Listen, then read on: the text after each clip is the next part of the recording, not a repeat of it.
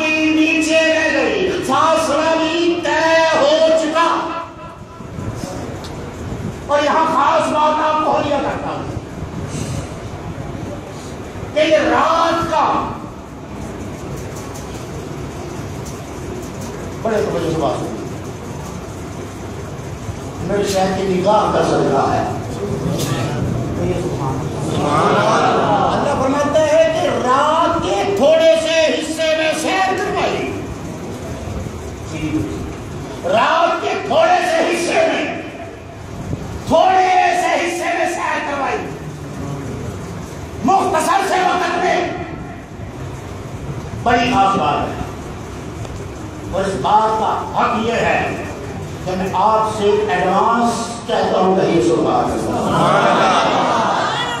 یہ وہ قوم ہے بیلنس ختم ہو جائے تو ایڈوانس لے لیتی ہے،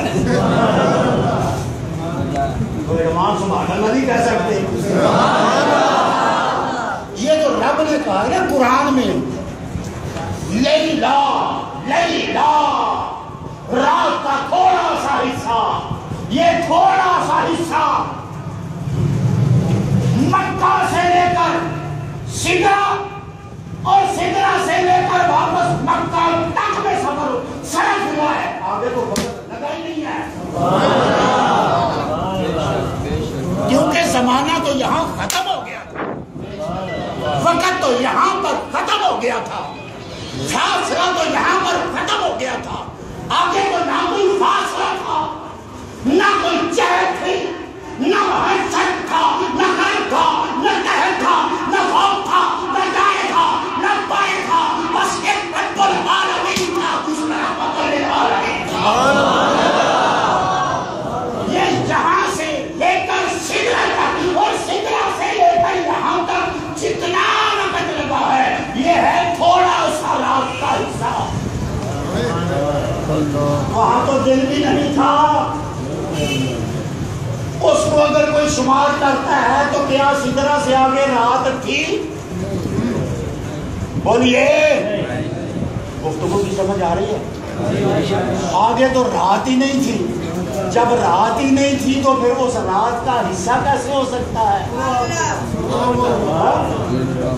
آگے تو رات ہی حضرت نہیں تھی تو پھر اس رات کا حصہ کیسے ہو سکتا ہے؟ کیسے ہو سکتا ہے؟ مولا پھر وہ معراج کیسی تھی؟ توجہ، وہ معراج کیسی تھی؟